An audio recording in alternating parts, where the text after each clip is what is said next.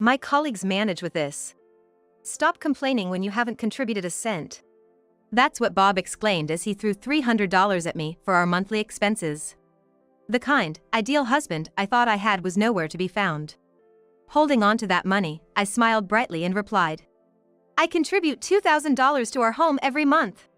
Seeing the shocked look on Bob's face, I stood up to meet his gaze. "Do you even know our monthly rent?" "What are you talking about? It's probably around $100, right? Even if we lived in rural Nebraska, can one really expect to rent a 3-bedroom apartment with soundproofing for just $100? Holding back my urge to yell, I quietly placed the divorce lawyer's business card on the desk. Whoa, what's gotten into you? Calm down." Bob tried to soothe me, his lips quivering, but I calmly responded, "It's not sudden, it's all according to plan." I stared at Bob with cold eyes, his shock rendering him speechless. My revenge has only just begun. My name is Michelle Miller. I'm a 35-year-old housewife and work as a piano teacher. Before getting married, I worked officially at a music school. After marriage, I started offering private lessons at home.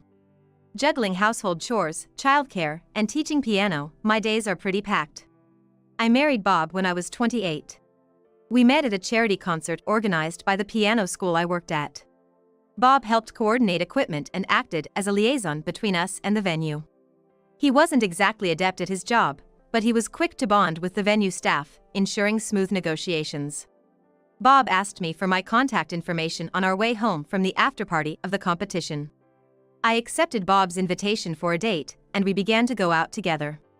Before I knew it, our relationship blossomed, and we got married on our 3rd anniversary. Bob and I have 2 children. One is a boy who looks just like Bob, and the other is a girl who looks just like me. People often say that boys resemble their mothers and girls their fathers, but in our case, it was the exact opposite.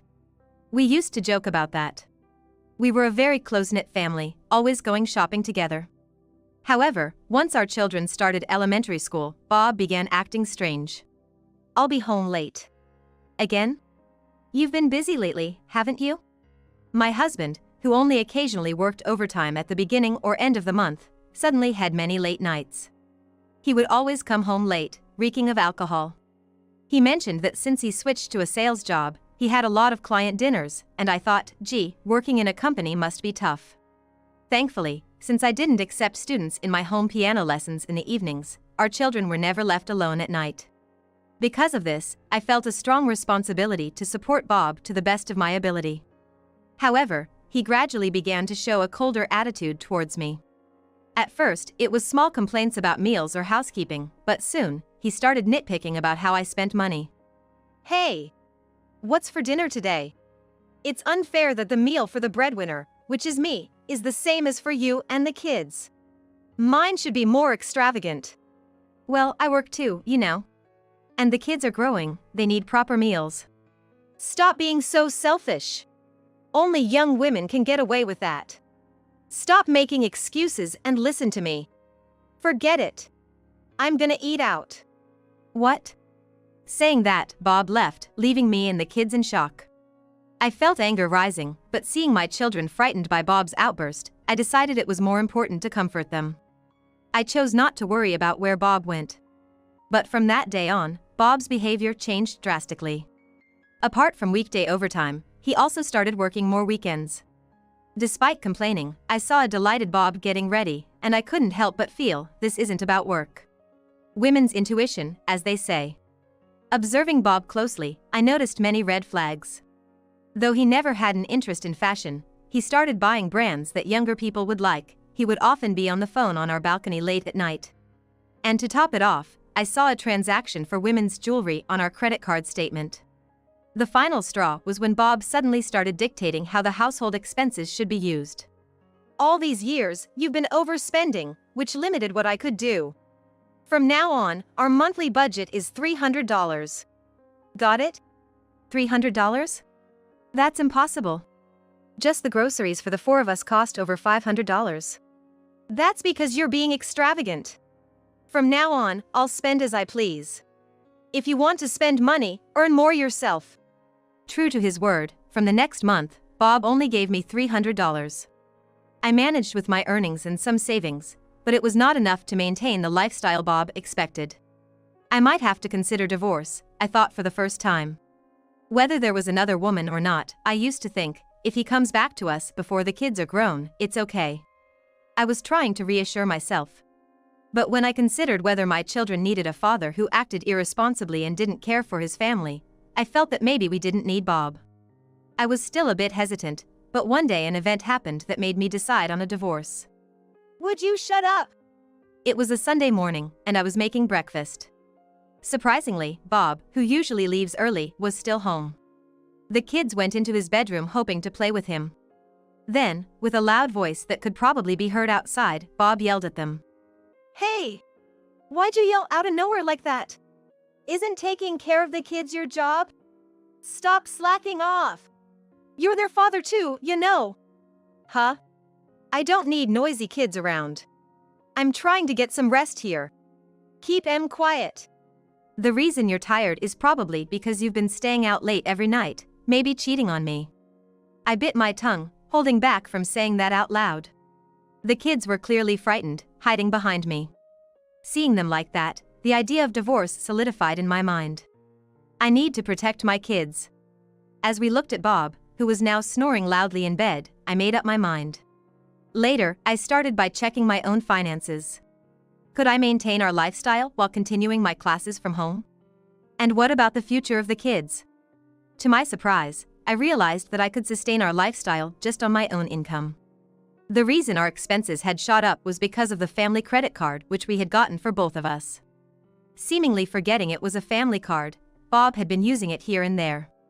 Sometimes, the bills even exceeded $1,000 a month.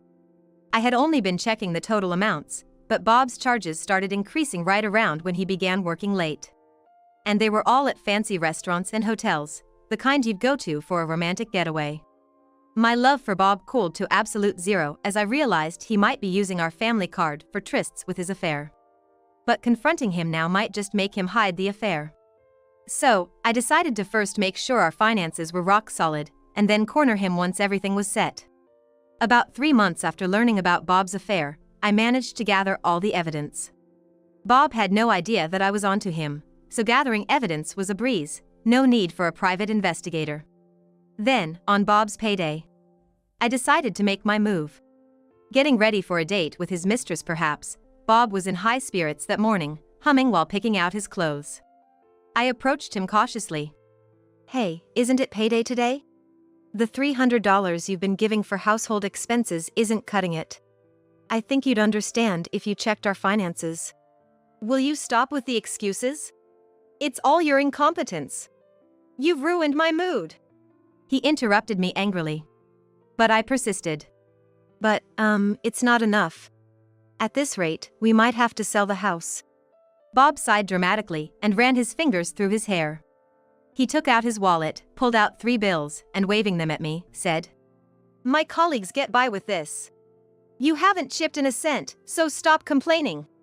Saying that, he threw the $300 meant for our expenses at me. The kind and loving husband I had married was nowhere to be found. I clenched the money and smiled back at him. I put $2,000 into our home every month, I said. Bob looked at me with a blank expression. Standing up, I met his gaze. Do you even know how much the rent for this house is? What are you talking about? It's probably around $100, right? Regardless of living in the countryside of Nebraska, can you really believe you can live in a 3-bedroom house with a mortgage for just $100? Holding back my urge to yell, I quietly placed the divorce lawyer's business card on the desk. Michelle, what's going on? Calm down, Bob said, trying to soothe me with a twisted smile. It's not sudden. It's all according to plan, I replied coldly. Bob looked shocked, at a loss for words. I stared back with indifferent eyes. The revenge has only just begun. Bob seemed utterly bewildered when I suddenly placed the divorce lawyer's business card on the desk. To make things clearer, I placed another set of documents on the table. Seeing them, Bob's face turned pale. What does this mean? These are my income statement and our household expenses. What I showed him was our household ledger, the house contract, and the copy of the account book we report to the IRS. The ledger detailed our monthly expenses, and the house contract showed the monthly mortgage repayment. You're lying about the $1,000 rent. He accused. No matter how rural Nebraska is, it's a custom-built house with a soundproof room. There's no way we could live here for just $100 a month. I retorted. Indeed, the house we live in now was custom-built when we had our child, with both our parents contributing to the down payment. It's my dream house, made possible because I had a lifetime job and both our families supported us. However, compared to the housing market in our area, it was significantly expensive. But even with our parents paying half the price up front, our monthly payments turned out to be much higher compared to neighboring rental properties. We did discuss the price with Bob at the time. But he brushed it off, saying, "I'll leave it to you, Michelle." I used to think he trusted me. But now I see he just found the topic tedious. Why didn't you consult me properly? Isn't that a waste too? Bob argued. Oh, I did. You just didn't engage. Besides, half of the rent came from my piano lesson earnings, and ever since you only contributed $300 for living expenses, I've been covering everything else. You have no right to complain. I countered. Bob was speechless. But he didn't look convinced. He glared at me. And then, as if recalling something, smirked. Fine, my bad about the rent. But you should have shown me these papers earlier. I would have thought about it then. He said. Who was the one barely home to discuss these matters? Bob fired back. All right, then just add the rent to the $300 living expenses. If you have an income too, why should I bear all the expenses? He seemed to be on the defensive now. Looking closely at the household ledger, he began marking it with a red pen nearby. This, and this. All unnecessary expenses. We don't need these lessons. Look, it can be managed in $300. You just spend too much. So, he has money for his mistress but not for our children? I was boiling inside. But it was too early to bring that up. I glanced at the clock, then gave Bob a sweet smile. Do you know the average monthly grocery bill for a family of 4? Huh? Around $120, ain't it? That's why $300 is more than enough. On average, it's $870. What? That's right. The average for a family of 4 is close to $900. Our grocery bills are usually around $600. That's after cutting corners wherever possible. Bob was lost in thought. Why didn't he realize that living on $300 a month was impossible? I began to feel a headache coming on. So, you can't live on $300. Do you get that? No way. What? It's a lie. Suddenly, Bob started acting like a child, vehemently denying the truth. I looked at him with disbelief. What I once found endearing, his childlike qualities, now at the age of 40 something seemed just creepy. My colleague said he can live on $300 a month. You must have altered the numbers. Exasperated by Bob's persistence, I replied. Well, maybe Catherine, a 22-year-old newbie still living with her parents, might be able to manage with that amount. Why are you bringing up Catherine? The mention of the woman's name seemed to have caught Bob off guard, his confidence vanishing. With a cold sweat forming, he stood still. I laid out a few pictures and credit card statements on the table for Bob to see. Catherine Smith, 22, lives with her working dad at a major company and her stay-at-home mom. After the party for the new employees, one thing led to another with you. I know about your affair that began after you played the gentleman sending her home. How do you know all this? Because she told me herself. What? Bob was in shock. After all, it's rare for a wife to hear details of an affair straight from the other woman.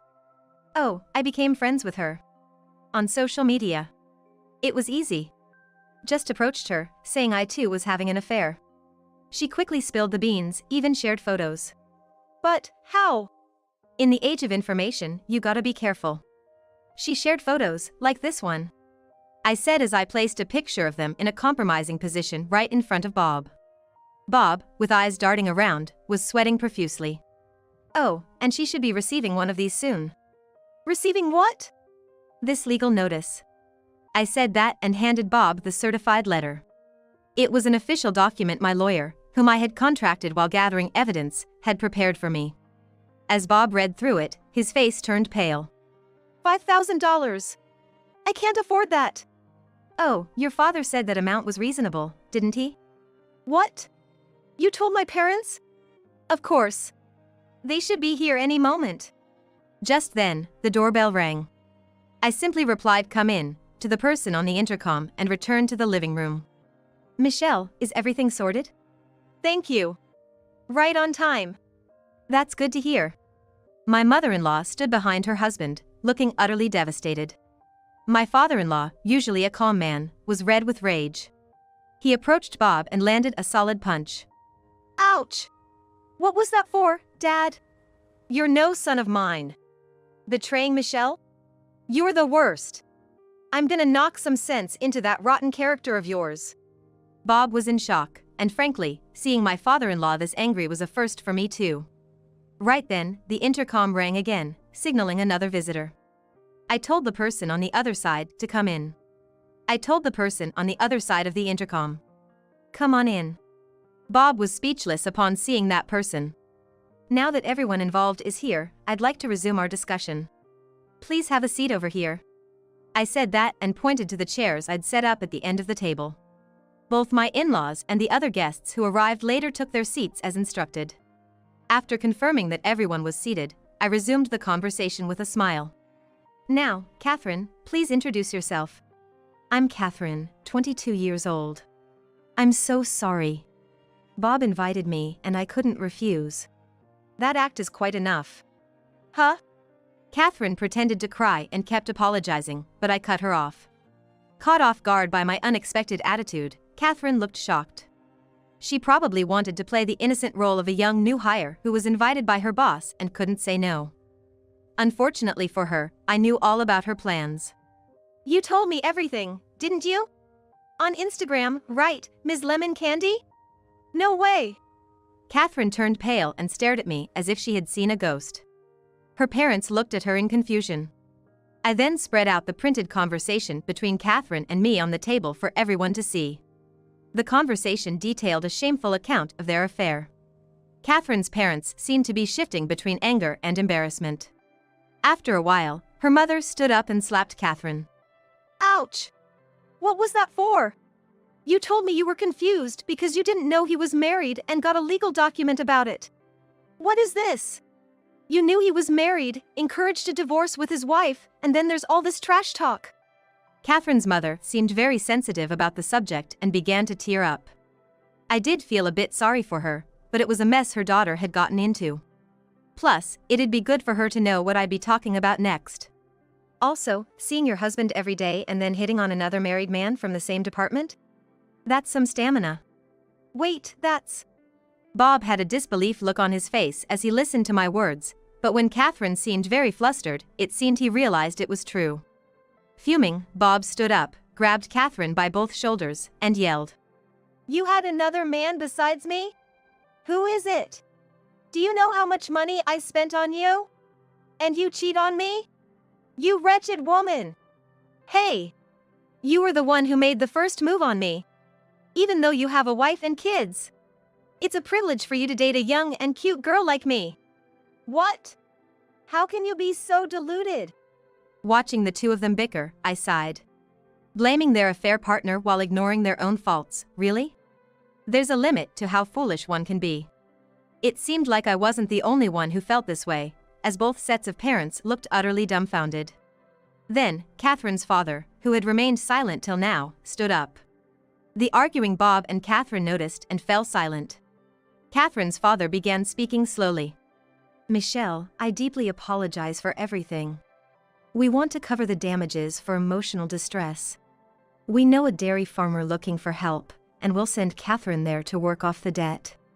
She won't leave that place until she pays us back in full, and we won't be providing any assistance. I don't think this makes up for everything, but does this solution work for you?